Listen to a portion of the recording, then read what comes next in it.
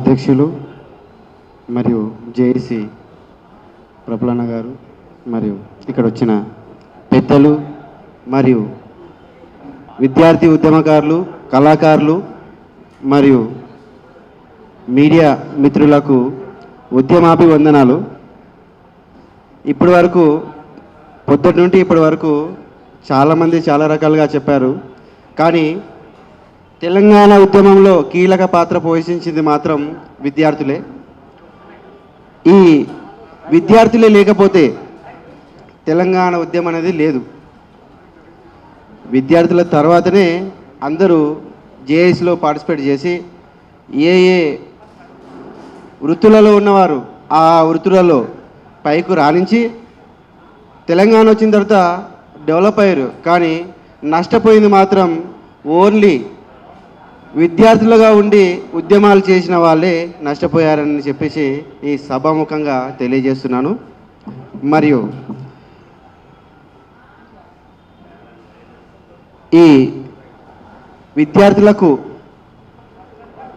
Government ఏదైతే కేసులు అని చెప్పేసి మ్యాటర్ చేస్తూ దాన్ని విషయాన్ని తీసుకున్నదో, కేసులు కాకుండానే ఇంకా చాలా విషయాలు ఉన్నాయి.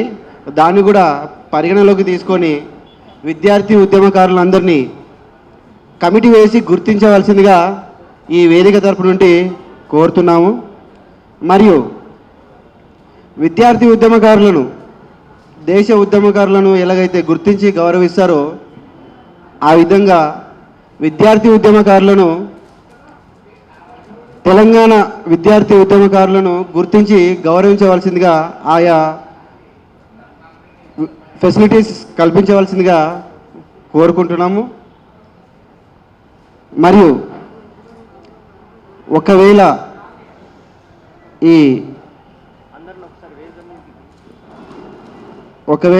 ఈ గవర్నమెంట్ కూడా ఇలాగే కాలయాపన చేస్తే ఇంకోసారి ఇంకో ఉద్యమం లేపాల్సి వస్తుంది.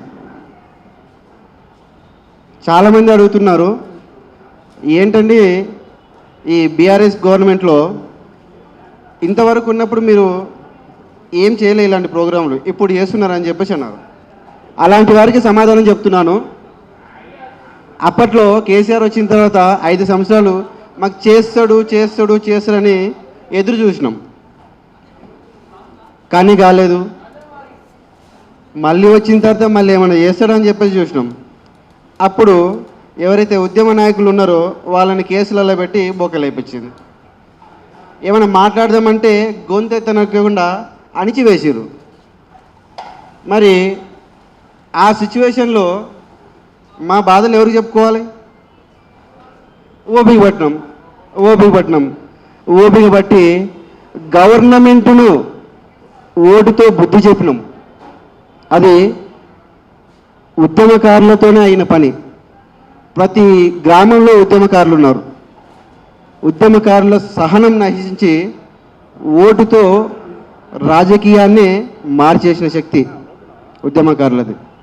సో ఎవరైతే ఈ ఉద్యమకారులను నిజానికి వేరే రాష్ట్రాలలో ఏదైనా రాష్ట్రం ఒకసారి కొత్తగా ఏర్పడితే 2-3 సంవత్సరాలలో ఆ ఉద్యమకారులను కమిటీ వేసి గుర్తించి వాళ్ళకు కావాల్సిన స్వాతంత్ర ఉద్యమంలో పాల్గొన్న వారికి కావాల్సిన ఫెసిలిటీస్ అనేది కల్పిస్తున్నారు. కానీ ఈ తెలంగాణలో ఏమి దరిద్రమా లేకపోతే దౌర్భాగ్యమా తెలియదు.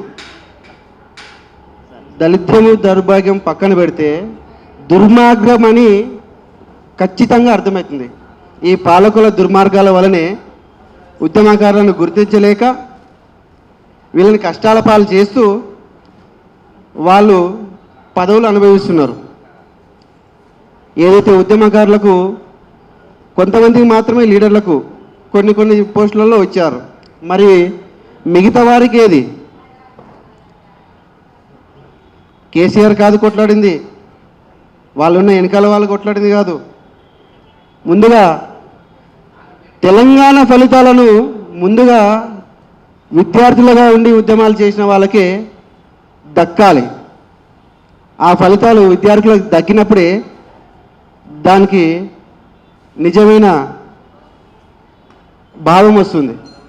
సో అందుకని ఇంకొక విషయం ఏంటంటే ఇప్పుడున్న ప్రజాప్రతినిధులు ప్రజల కోసం పనిచేసేవారా లేకపోతే వాళ్ళకు వాళ్ళు పనిచేసుకో ఉన్నవారా ఒకసారి తెలుసుకోవాలి. ఎందుకంటే చాలామంది ప్రజాప్రతినిధులతో వెళ్ళి కలిసిన తర్వాత కూడా కొన్ని మాటలు వచ్చినాయి. సభాముఖంగా కూడా తెలియజేస్తున్నా, పబ్లిక్ కూడా తెలియజేస్తా. ఈ ఇష్యూని పబ్లిక్లోనే కాదు ప్రపంచానికి మొత్తం తెలియజేస్తాం. పాలకులు దిగి రాకపోతే పబ్లిక్ ఈ దేశంలోనే కాదు ఇంటర్నేషనల్లో కూడా అందరికీ తెలియజేస్తాం. దిగొస్తే సరే మమ్మల్ని పట్టించుకొని మాకు ఏవైతే సదుపాయాలు కల్పిస్తారో దానికి మేము అంగీకరిస్తాం. ఒక్కవేళ దిగిరాని పక్షంలో ఇక్కడి నుంచి మేము అందరం కలిసి ఐక్యంగా మేము కమిటీ వేసుకొని ఏదైతే కార్యాచరణ ముందు చేసుకొని తర్వాత ఈ ఓన్లీ తెలంగాణనే కాదు భారతదేశంలో ఎవరైతే ఉన్నారో వాళ్ళందరూ ప్రజల దగ్గరికి అందరూ మా న్యూస్ అనేది వెళ్ళిపోతుంది. దానితో పాటు ప్రపంచంలో మన వాళ్ళు ఎక్కడున్నా కూడా అందరి దగ్గరికి న్యూస్ ఇగో అండి తెలంగాణలో ఇది జరుగుతుంది. అప్పుడైనా మన పాలకులకు బుద్ధి వచ్చి అప్పుడైనా చేస్తారేమో చూద్దాం. కొంతమంది పాలకులు చెప్పారు, సార్ మాది ఇది పరిస్థితి, విద్యార్థి ఉద్యమకారులము ఇట్లా నష్టపోయాం అని. చాలామంది ప్రజాప్రతినిధుల దగ్గరికి వెళ్తే వాళ్ళన్న మాట ఒకటే ఒక మాట అన్నారు, ఎవరి కోసం చేసావయ్యా నువ్వు ఉద్యమము, ఎవరి కోసం చేసినావు, నా కోసం చేసినావా, నన్ను వచ్చి అడుగుతున్నావు అని అనే మాట చాలామంది దగ్గర వచ్చింది.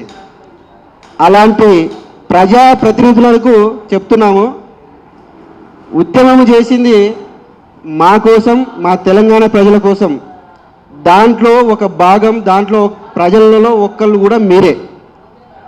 ఈరోజు మేము కొట్లాడి సాధించుకున్న తెలంగాణలో మీరు వచ్చి గద్దెనెక్కి మమ్మల్ని మీరు క్వశ్చన్ వేస్తున్నారు ఎవరి కోసం చేసినావని.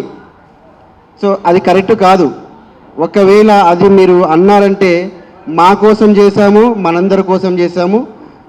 తెలంగాణ నిర్మాణంలో భాగమైనందుకు ముందుగా మాకు పథకాలు అందించి తర్వాత ప్రజలకు పథకాలు అందిస్తే చాలా బాగుంటుంది. కానీ మమ్మల్ని వెనక్కి నెట్టి ఒక దుర్మార్గపు చర్యతో మమ్మల్ని మోసం చేస్తూ ఉన్నారు. ఇప్పటికీ మేము గమనిస్తూ ఉన్నాం, మరియు ప్రజలు కూడా గమనిస్తూ ఉన్నారు. ఈ వేదిక తరఫు నుండి చెప్పేది ఏంటంటే ఈసారి కూడా మీరు మమ్మల్ని విస్మరిస్తే ఓటుతో మీకు బుద్ధి చెప్తాం. మా దగ్గర ఓటు అనే ఆయుధం ఉంది, గుర్తుపెట్టుకోండి. ప్రజాప్రతినిధులకు చెప్తున్నాం అందరికీ, ఎవరైనా సరే ఏ ప్రజాప్రతినిధి అయినా సరే వాళ్లకు మా ఓట్లతోనే మేము మళ్ళీ బుద్ధి చెప్తాం అని ఈ సభాముఖంగా తెలియజేస్తూ ఇక్కడ వచ్చిన మిత్రులందరికీ ధన్యవాదాలు తెలుపుతూ, మరియు అన్నగారు మాట్లాడతారు ఒక నిమిషం.